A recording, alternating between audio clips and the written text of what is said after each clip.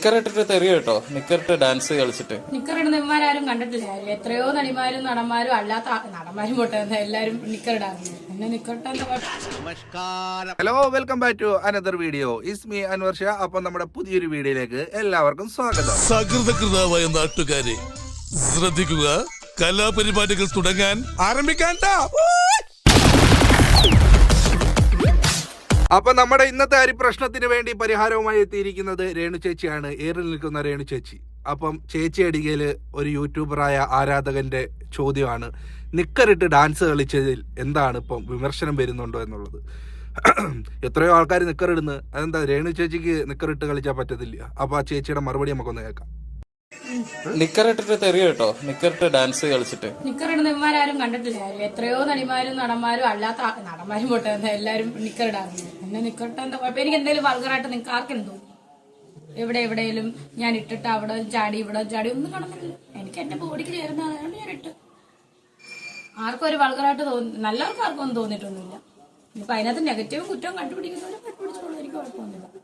നിക്കറ് ഇപ്പൊ എല്ലാരും ഇടുന്നത് പിന്നെ അവരവരുടെ അളവിനുള്ളതല്ലയോ, അതാ അളവിന് പറ്റാത്തതാണ് ഇടുന്നത്. എനിക്കറിഞ്ഞുകൂടാ, നമ്മളൊക്കെ സാധാരണ അവരവരുടെ സൈസിന് പറ്റിയ നിക്കറല്ലേ മേടിച്ചിടുന്നത്. ചേച്ചി പറയുന്നത് എൻ്റെ അളവിനുള്ള ഇക്കറ ഞാനിട്ട, അതുകൊണ്ട് അവന്മാർക്ക് എന്താ പ്രശ്നമെന്ന്. നമുക്കൊരു പ്രശ്നമില്ല. ചേച്ചി പറഞ്ഞാൽ ആരൊക്കെ എന്തൊക്കെ ഇടുന്നു, നാളെ വേണേൽ ബിക്കിനി വേണേലും ഇടും, അതൊന്നും ഒരു കുഴപ്പമില്ല. പാവങ്ങളുടെ സൂപ്പർ സ്റ്റാറായ രേണുസുതിക്ക് എന്തും ഇടാം, അതിനുള്ള അവകാശം ഞങ്ങൾ തന്നപ്പോൾ ഉണ്ട്. ഞങ്ങൾ തന്നില്ലേ തന്നെ നിങ്ങൾക്ക് അതിനുള്ള അവകാശം ഉണ്ട് താനും. അപ്പോൾ നമുക്ക് അടുത്തൊരു യൂട്യൂബറിൻ്റെ വിഷമം, അതായത് ഒരു പരിപാടിക്ക് വന്നിറങ്ങുമ്പം മെലിഞ്ഞു പോയോ ചേച്ചി എന്നുള്ള ചോദ്യത്തിനുള്ള മറുപടിയാണ്. അതൊന്ന് കേൾക്കാം നമുക്ക്.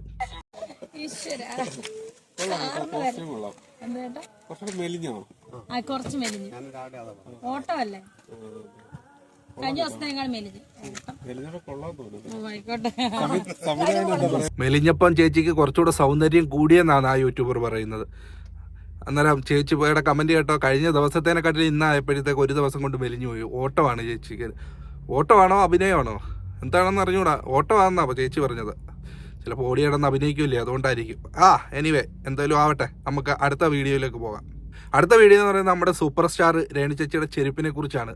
ചെരുപ്പിൽ വജ്രമാണോ സ്വർണ്ണമാണോ എന്തെല്ലാം ചോദ്യങ്ങളാ, അതിനുള്ള മറുപടി നമുക്ക് കേൾക്കാം. ചെരുപ്പും കാണാം, ആരും സ്കിപ്പ് അടിക്കല്ലേ, കണ്ടോ.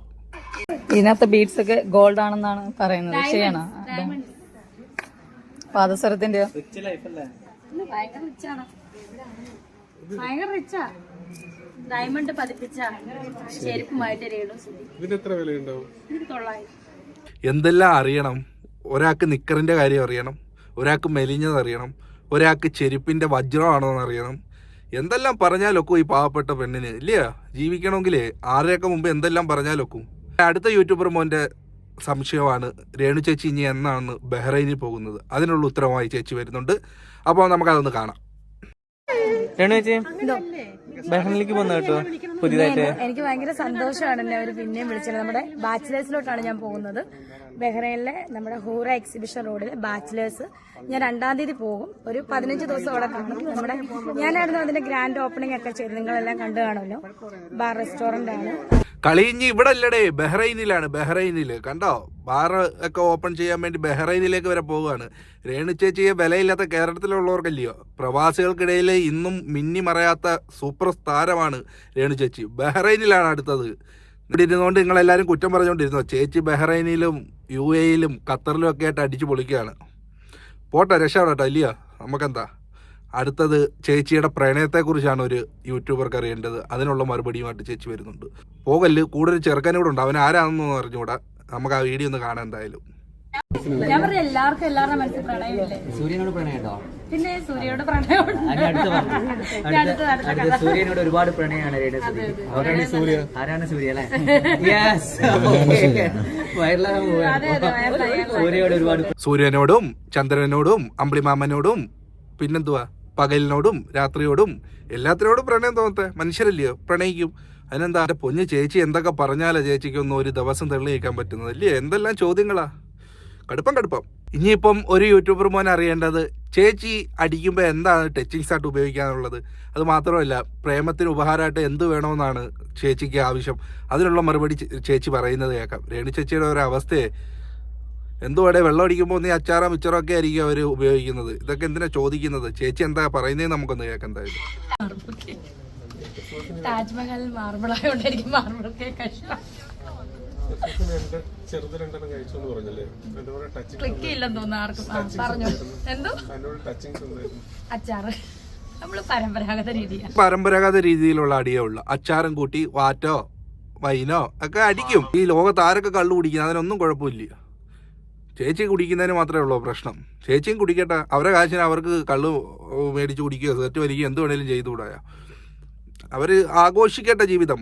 അപ്പോൾ അടുത്തൊരു യൂട്യൂബർമാൻ്റെ സംശയം ചേച്ചിയുടെ ഭാവിയിലുള്ള വരനെക്കുറിച്ചുള്ള കൺസെപ്റ്റ് എന്താണ് എന്നുള്ളത്. അതിനെക്കുറിച്ച് ചേച്ചിക്ക് എന്താ പറയാനുള്ളതെന്ന് നമുക്കൊന്ന് കേൾക്കാം. പാർട്ണറിന്റെ കൺസെപ്റ്റ് എന്തൊക്കെയാണ്? സ്നേഹിക്കാനുള്ള നല്ല മനസ്സുള്ള പാവമായിരിക്കണം.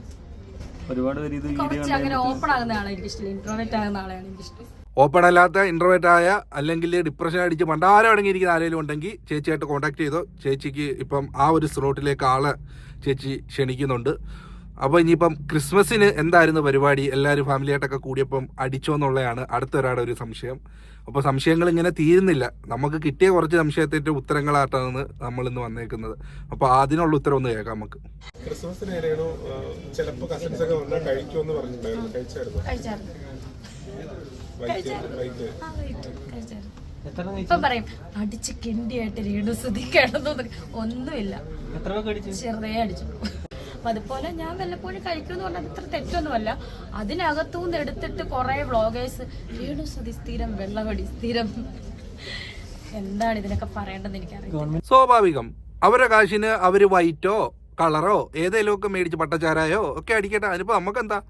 അതിപ്പോൾ രേണു സുധി കള്ളു കുടിച്ചു, ലോകത്താരൊക്കെ കള്ളു കുടിക്കുന്നത് അതൊക്കെ നിങ്ങളെടുത്ത് പറയുന്നു ഇല്ലല്ലോ. അന്നേരം ചേച്ചിയും ക്രിസ്മസ് ആയപ്പോൾ എല്ലാവരും കൂടെ കൂടി വൈറ്റ് അടിച്ചെന്ന് പറഞ്ഞ്, ബ്രാൻഡ് ഇഷ്ടപ്പെട്ടത് മാജിക് മൂവ്മെൻ്റ് ആണെന്നും പറഞ്ഞ്. അപ്പോൾ ചേച്ചിക്ക് ഇഷ്ടപ്പെട്ടത് ചേച്ചി അടിച്ച് കുടിച്ചൊക്കെ നടക്കട്ടെ. നിങ്ങളെല്ലാവരും കൂടെ അവരെ ഇടങ്ങേറ് ചെയ്യാതെ. പിന്നെ വല്ലപ്പോഴും ഒക്കെ ചേച്ചി കുടിക്കത്തുള്ളതെന്നാണ് പറഞ്ഞത്. ഇനിയിപ്പോൾ ബഹ്റൈനിലൊക്കെ പോകുമ്പോൾ ബാറൊക്കെ ഉദ്ഘാടനം ചെയ്യാൻ പോകുമ്പോൾ അവരൊരു പെഗ് ഒഴിച്ചു കൊടുക്കുമ്പോൾ പിന്നെ എങ്ങനെ കുടിക്കാതിരിക്കുന്നത്. അപ്പോൾ എന്തൊക്കെയായാലും ഇന്ന് നമുക്ക് ഇത്രയൊക്കെ വീഡിയോ തന്ന രേണു ചേച്ചിക്ക് നന്ദി പറഞ്ഞുകൊണ്ട് ഇപ്പോൾ ഈ ഒരു വീഡിയോ ഞാൻ അവസാനിപ്പിക്കുകയാണ്. മാക്സിമം എല്ലാവരും നമ്മളൊന്ന് സപ്പോർട്ട് തരാൻ വേണ്ടി സബ്സ്ക്രൈബ് ചെയ്യുന്ന കാര്യം ഒന്ന് പരിഗണിക്കുക. അപ്പോൾ വേറൊരു വീഡിയോയുമായി വീണ്ടും കാണാം. അതുവരേക്കും എല്ലാവർക്കും നന്ദി, നമസ്കാരം, താങ്ക്